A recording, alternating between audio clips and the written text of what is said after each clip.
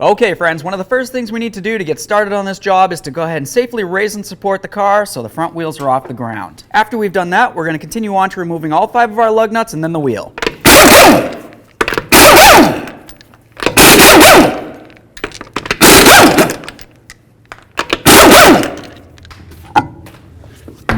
Now that the wheel's off of here, we're going to continue on to pushing back our caliper piston. That's going to be the part located right inside here.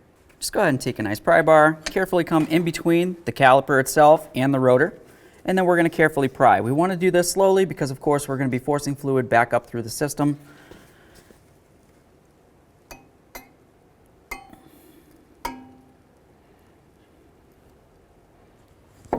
There we are. That feels as though it's as far in as that's going to go. Let's continue on to removing this spring right here. Be careful because it is under spring tension.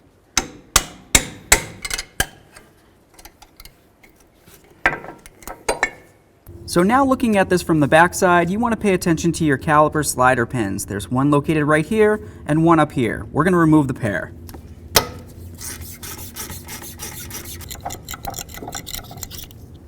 There's one. Let's do the same to the other.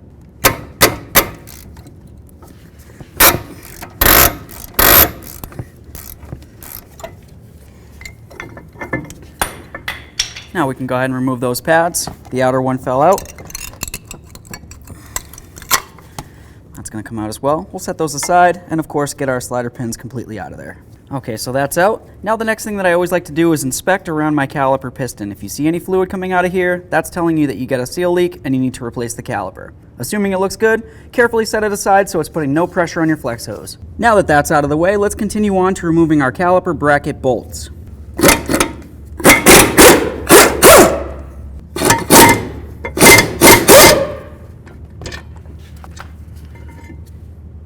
Grab onto that rotor, go ahead and get it off of there, set it aside. Now that we have the rotor off of here, you have a nice clear view of your hub mating surface. You need to make sure that this is as clean as possible because any buildup that's on this could potentially cause a braking issue such as a pulsation. Clean it up.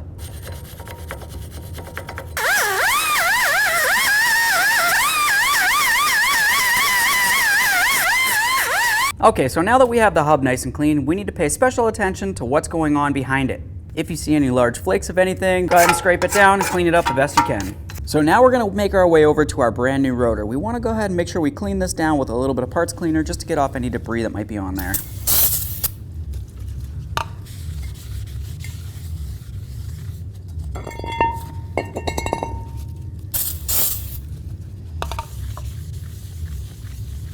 Go ahead and coat this with a little bit of copper never sees. Let's go ahead and get our rotor on there. And I'm just going to use one of these lug nuts and I'm going to bottom it out so it holds the rotor for me.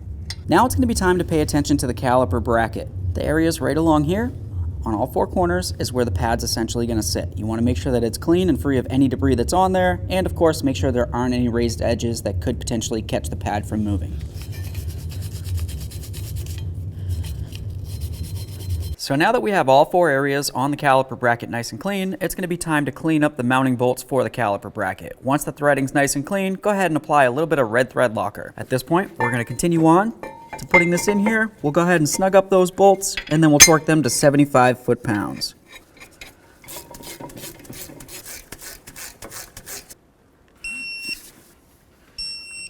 Next, it's going to be time to prep our caliper itself. What I mean by that is where the caliper sliders are supposed to go, you're going to want to make sure you have some lubricant inside there. You've got 2 of them, so make sure they're both lubricated. Go ahead and stick this in there. Same thing over here. Now we're going to continue on with our grease, and we're going to go right along that piston. Essentially, the reason why we're doing this is because it's going to mount up against the pad, and this is going to help with vibration dampening. Also, grab onto both these 2 ears. Go ahead and put some lube on those. Once again, vibration dampening. Now a little bit more lubricant right on those caliper slider pins themselves. We'll work that around. We'll set those slider pins aside, and now it's going to be time to install the inner pad. The inner pad's the one with these little prongs, and they're going to fit right inside this caliper piston. Just line it up, put it in there. Time for the outer pad, right up in here. Should pretty much sit there. Slide this over.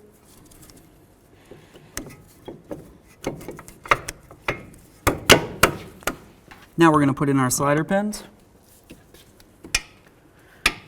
We'll just start both of them in. Once they're snug, we'll torque them to manufacturer specifications. Now let's torque these to 22 foot-pounds. Now it's going to be time to get our clip on here. The way that I'm going to do that is I'm just going to put it right into this hole and along the back side of the bracket. At this point, I'm going to start bringing this way. I'm going to start this into its corresponding hole as well.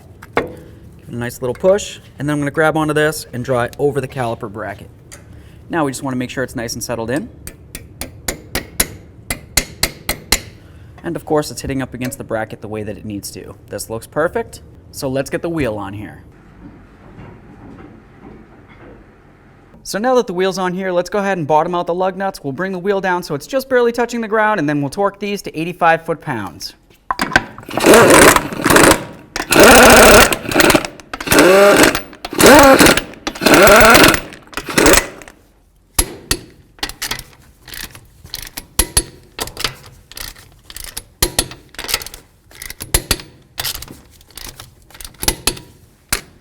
Torqued. Okay friends, so now all you have to do for your brakes is go ahead and do the same thing to the other side of the car. Aside from that, go ahead and pump up your brake pedal, check your master cylinder brake fluid, and then take it for a road test.